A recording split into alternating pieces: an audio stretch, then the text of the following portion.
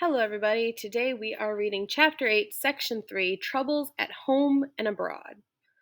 So, why it matters. Political parties emerged because Americans had differing viewpoints about the government and economy. Americans also disagreed on foreign policy issues. Section Focus Question: How did the actions of Britain and France affect the United States? Conflicts in the Northwest Territory. As a result of the Treaty of Paris that ended the American Revolution, the United States won the vast territory north and west of the Ohio River to the Mississippi River. Although the British still had forts in the region, they promised to withdraw within a reasonable amount of time. A decade later, the British soldiers were still there. Moreover, the British were supplying the Native Americans with guns and ammunition. The British hoped that this would limit American settlement in the Northwest Territory. A struggle over lands. Native Americans in the Northwest Territory wanted to keep their lands. During the 1780s, they attacked many American settlements. Several Native American groups joined together to oppose settlement. Many American leaders believed that the country's future depended on settling its western lands. Therefore, the federal government tried to force Native Americans in the territories to sell their lands. By 1790, the United States had succeeded in buying Native American lands in most of Kentucky and in part of Tennessee. North of the Ohio River, Native Americans refused to sell. Even there, though, the flow of white settlement continued. A series of battles. In 1970, Washington sent a small force to end the Native American attacks on settlers. Warriors led by Little Turtle of the Miami Nation and Blue Jacket of the Shawnees defeated the soldiers. The next year, Washington sent a larger force. This time, Little Turtle won an even bigger victory. More than 900 soldiers were killed or wounded. It was the worst defeat of the army that they would ever suffer in a battle with the Native Americans. Washington then turned to a Revolutionary War hero, General Anthony Wayne, who led the forces against the Native Americans. Native Americans gathered for battle at a place where fallen trees covered the ground. They thought the trees would cause trouble for Wayne and his soldiers. But in August 1794, Wayne won a major victory at the Battle of Fallen Timbers. That battle broke the Native American hold on the Northwest. In 1795, the Treaty of Greenville leaders of the defeated Native American nations gave up most of their lands from the Ohio River in the south to Lake Erie in the north. Today, that is most of the state of Ohio. Checkpoint question: How were the conflicting claims of settlers and Native Americans resolved? The French Revolution. The French Revolution began in 1789. Most Americans at first supported the French revolutionaries. In their eyes, France was following the lead of the United States in fighting monarchy. Soon, though, the French Revolution became controversial in the United States. One reason was that it became more violent. This process peaked in mid-1793 with a period called the Reign of Terror. The French revolutionaries executed about 17,000 people, including the king and queen. For the Federalists, the revolution was a bloodthirsty monster, but Jefferson and his supporters argued that in a fight by oppressed people to win freedom, some injustices were to be expected. Secondly, by early 1793, France and Britain were at war. In that war, said President Washington, the United States would remain neutral, not favoring either side in dispute. The United States wanted to trade with both sides. However, each European country feared trade would benefit the other. Both countries began stopping American ships and seizing their cargoes. There's also a picture here of the Treaty of Greenville, where the Native Americans gave up or ceded territory to the United States. The lands here are shown in different colors.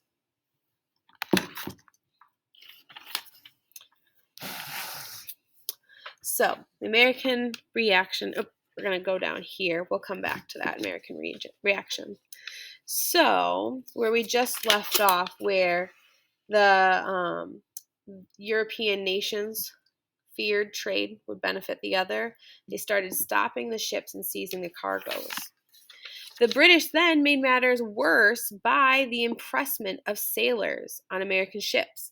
This meant they were seizing the sailors and forcing them to serve in the British Navy. Some of the sailors were British sailors who had fled the British Navy, but many were Americans. As tensions rose, Hamilton urged the president to stay friendly with Britain. He argued that American prosperity depended on trade with Britain. The British purchased 75% of American exports and supplied 90% of Americans' imports. Washington agreed and tried to repair relations with Britain. He sent John Jay to London to try and solve the most serious problems. Jay returned with a treaty in 1795. In it, the United States agreed to pay debts long owed to the British merchants. In return, Britain agreed to pay for the ships it had seized. It also agreed to withdraw its troops from the Northwest Territory and stop aiding Native Americans there. However, the British refused to recognize a U.S. right to trade with France. They also refused to cease impressment of the U.S. sailors, so they refused to stop taking U.S. sailors. The Jay Treaty angered Republicans. They claimed the United States had given away too much and gotten too little. Federalists, in contrast, liked the treaty because it kept peace with Britain. Since Federalists controlled the Senate, the Jay Treaty won approval by just a narrow margin.